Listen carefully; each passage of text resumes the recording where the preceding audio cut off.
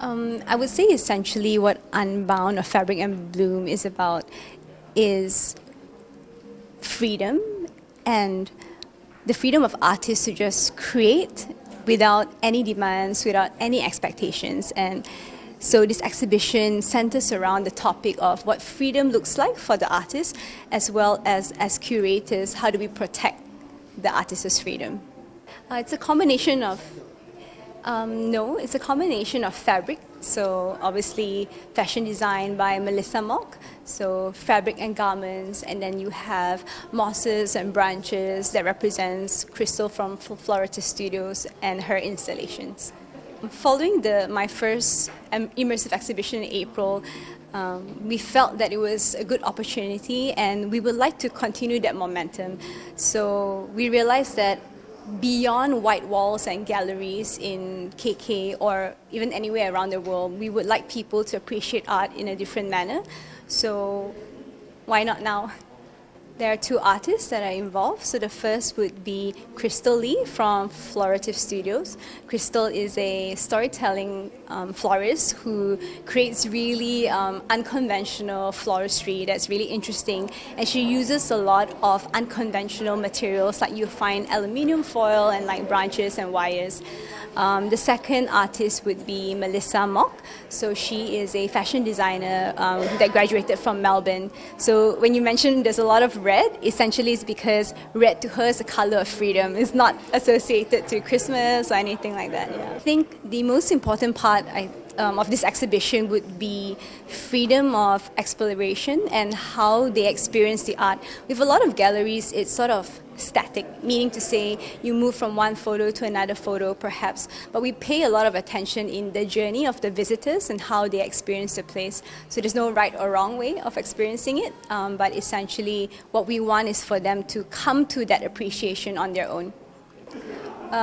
For me as the curator, I would hope that the community would have a bigger sense of belief in our art industry, in our artists. When I was younger, art wasn't an option. When you tell your parents you want to be an artist, they say artists don't make money. So I think what we hope that this exhibition can contribute to the community would be that openness and for more people to support anyone with a dream who wants to pursue art, that it is possible, and as long as you protect that fire and you protect that passion, that anything is possible. My name is Jeremy Wong. I'm from KK and I am a co-curator of the Ultramarine featuring Unbound of Fabric and Bloom. Essentially this is an art exhibition. The difference is that between regular art exhibitions this is an immersive and experimental space. So it's not the regular kind of exhibition where you have to walk from where it's just the pieces on the wall. Rather, we incorporate the pieces into the space. And we spent about around 4 months planning this. Yeah, and this is just one of the 4 exhibitions that we are planning. So we have planned more after this. Yeah, it's a bit nerve-wracking because we've never done this before in KK. We've only seen it from like overseas. They have achieved this, so we're really proud that we're able to pull off the vision that we are trying to get. So Unbound of Fabric and Bloom is essentially the core concept was to be able to create without expectations of anyone else, so to create for yourself and not being judged for it, and being allowed to hold up space that where other people's opinion, it doesn't matter. Yeah. The color red, because as curators, we're not trying to overtake the artist's intention. So what we're trying to do, we are supporting them and trying to incorporate their concepts into the space. So with Melissa's previous interview, to her, red is the color of freedom. And that's why here in the collaborative space, we allow guests to write what they wish for or what they hope to achieve on a piece of red fabric, because it represents the freedom to break through if they want something, and then tie it here to have an accumulative space. This idea from It's from many ideas. We have to start from point A, and then me and Melly have to like bounce back one by one until we get to this point. So it's a bunch of ideas together. Yeah. Hi, my name is Melissa. My brand is Mokjy. It's an eponymous brand, which is my name, Mokjy. And yeah, I am from KK. I studied in RMIT University for fashion design. And yeah, that's pretty much it. Yeah, my design is for sale. But these are more for the runway, so they're not ready to wear. I will create a more wearable version. Yeah, releasing hopefully soon. I think it's more about like the freedom of the body, like the freedom of the mind as well. So I wouldn't say it is sexy. I would say it's more of the silhouette and the fabrication that is, because it's sheer, maybe you think it's more sexy, but it's, yeah. So the meaning behind my collection is called I Just Want to Live in the Mountains and Eat Sushi. So the basic, how do I say, the concept of that idea is basically escaping from societal expectations and what is expected of us. So for example, when I created this collection, before I even created it, it was in my mind, I felt that there was a lot of pressure to create, to sell. Yeah, so I wanted to create something that just eliminates that out of the question, where I just make whatever it's in my mind. So creative freedom, huge silhouettes, the redness of it is a symbolism of freedom for me, because sometimes if you just close your eyes and if you shine a light on it, you feel like it's red. So that would be where I feel the most free, and I don't feel so much pressure from doing the things where I'm supposed to do. So for the visitors, I hope when they come in, they also feel a sense to create, to be creative as well, so they can also imagine themselves doing the things they want to do. Their concept of living in the mountains and eating sushi. Yeah, their meaning of freedom. Yeah.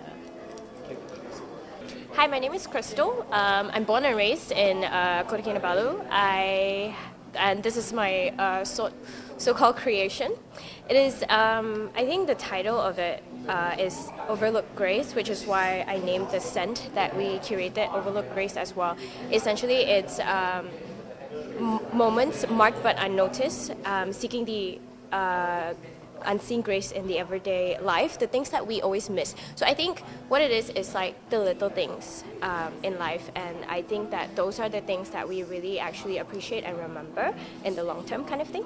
Yeah. So if you see already like this chair, this is an actual chair from my house that I always lie on, and then this is essentially my thinking space. And then so the whole idea is that in reality you see me on the chair, but as you see the whole installation, how it like oozes out from the chair, and then this is kind of like in my brain, like, you know, a tap into my vision of like what I see versus what people see. What people see is like just a chair and then me on it. But then in my world and especially when you sit down, this is like the whole execution of my vision. And so I'm trying to like portray that where it is a sneak peek into my little artistic world per se. So I think I actually wrote a quote over there also.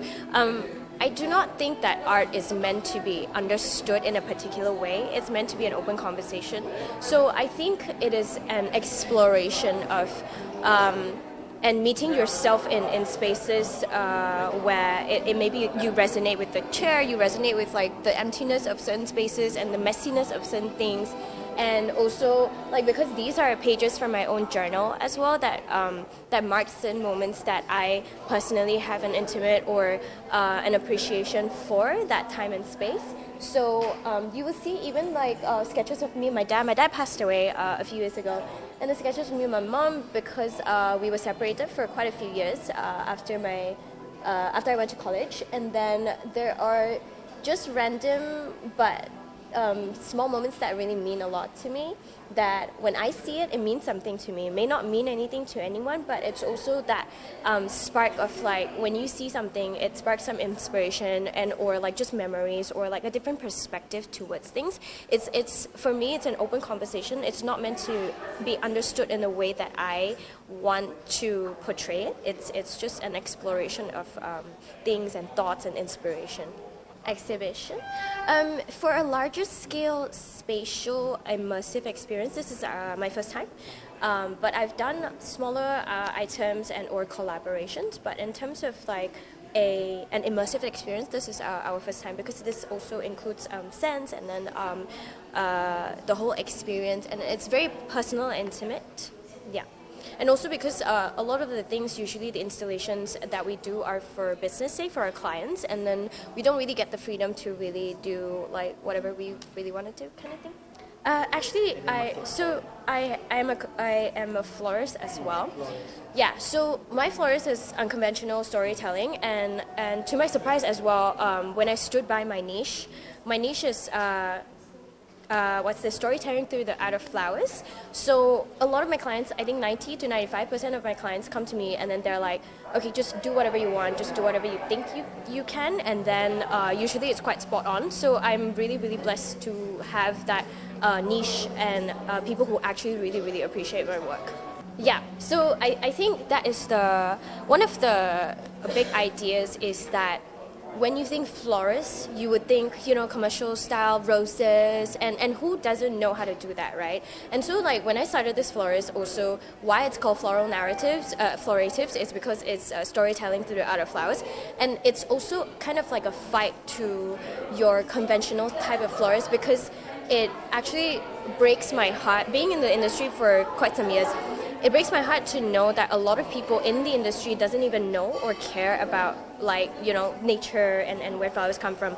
And I want to be able to create that perspective where this is a different side of floristry, but it's something to ponder about, it's something to appreciate as well, not just like the blooms, because everyone's doing it, everyone can do it, and I can do that too if I want to, based on experience and how I can market it and commercialize it, but that's not my intended outcome.